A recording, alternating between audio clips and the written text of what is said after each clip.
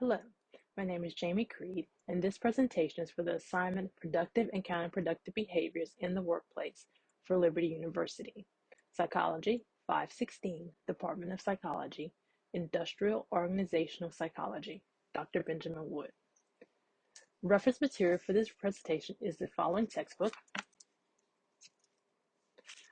Organizational Psychology, a Scientist-Practitioner Approach, 3rd edition, by Steve M. Jacks and Thomas W. Britt.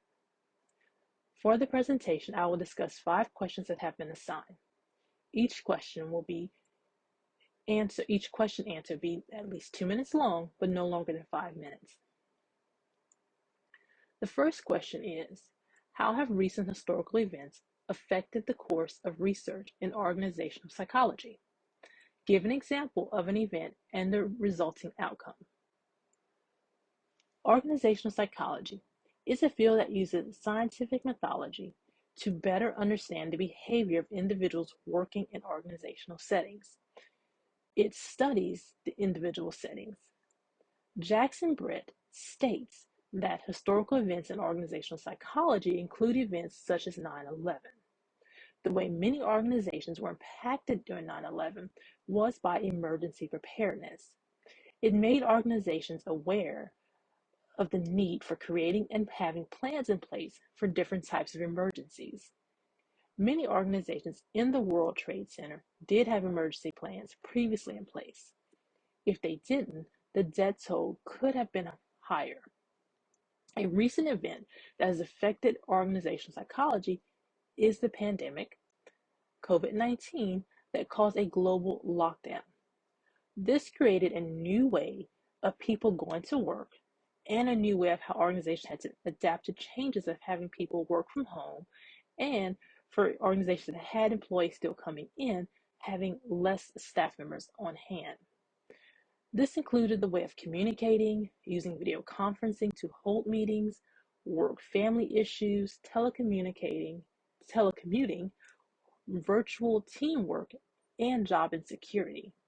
Many organizations weren't set up to operate this way, so new plans and systems had to be created and implemented, while also learning to create a work-home balance by rebalancing work and personal life. And for employees who were new to the work-from-home format, the workload and idle time had to be balanced. For employees who were used to going into work every day and now going in less on the schedule was also challenging for many. Also, for organizations who did have staff members coming in, being able to adapt to the new ways of sanitizing and keeping their businesses and organizations safe for people who did come to shop like grocery stores. So that was another way that they had to learn to adapt to the organizational psychology of what was happening in the world. The second question is, describe the socialization process for graduate students in your program. Is the program successful in socializing newcomers and creating job embeddedness? Organizational socialization is the process by which an individual makes the transition from outsider to organizational member. And for the purpose of this question, it'd be transition from applicant to graduate student. The first part of the socialization into the program is being accepted to the university and receiving the acceptance letter. Liberty University does a good job at socializing online students, just as they would on-campus students. The school website and the student portal are user-friendly, show school spirit, and is inviting for students to participate in various events. On the student portal, you'll see a countdown right now currently for the first football game to encourage students who live nearby to attend, even if they are online students, to still attend these events. The professors are great at helping with socialization as well. Each week, a message is sent to all students in the class, letting the students know help is available, there's various resources to help with assignments, and the message also includes words of encouragement. The discussion questions are one way that online students can interact with each other, and this can help students not feel isolated in the online learning environment and help the students socialize with each other as well. The third question, How can an organization reduce or prevent work-family conflict? So work-family conflict is conceptualized as a form of bidirectional interrole conflicts in which the demands of one area are incompatible with the demands of other areas. And simply put, the work-family conflict is the demand of the family interfering with the work responsibilities.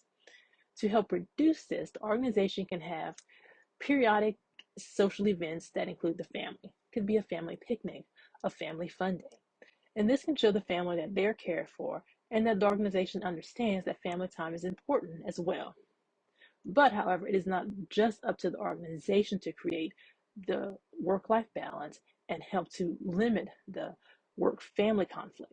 This also needs the employee to help in that department. This can be done by scheduling time off in advance for events in the home life to make sure the employee can attend them. This can make sure the family has a calendar that may have important dates that the employee has to be to work and can't miss because of maybe deadlines or projects that are due or important meetings. This can help to reduce that work family conflict. It takes on both sides, not just the organization side, but on the family side as well to help with this conflict. Having a calendar in one location for the family to see will work great. The fourth question, imagine you have been asked to develop a performance assessment program for employee development. What techniques could you use to adequately evaluate employee performance as comprehensively as possible? So to perform an assessment program, the following things would be assessed to determine if the employee is using techniques that could help them be successful within the company, as well as helping the company be successful. The first would be to take into consideration the effectiveness of the employee. This can be done by evaluating the employee's job performance. Is the employee doing a good job? Is the employee working to learn better skills to make their job performance better? Are they going and getting additional training to be able to work into other areas for promotions and stuff? The second would be measuring the productivity of the employee. Is the employee achieving a certain level of performance or success? Is the employee doing things that makes their performance stand out? Or are they just doing enough work to get the work done? Third is efficiency of the employee's level of performance being achieved in the allotted period of time given. Is the employee procrastinating and waiting till the last minute to get a task done and then it's handed in sloppy or not as good as it could be? Or is the employee using their time wisely to research and get the task done so that it's done to the best of their ability? Lastly, utility. This represents the level of value the employee puts into performance, effectiveness, or productivity for the employee. Is the employee putting their best foot forward? This can show the employee cares about their work that they are doing. The fifth and final question, what are some possible common organizational constraints? How could they lead to counterproductive behaviors? So anything that takes away from the productivity or success is an organizational constraint. Counterproductive behavior is when an employee's behavior runs counter to the organization's goals. According to Jax and Britt, the most common forms of counterproductive behavior in organizations are employees being late for work, being absent by not showing up, and being rude to others, both coworkers and clients. These are common counterproductive behaviors, but also can be sabotaging, where an employee doesn't want to work with another employee. So it may make a project not get off the ground, or they may not want to work as a team for helping to be productive. So they're being counterproductive.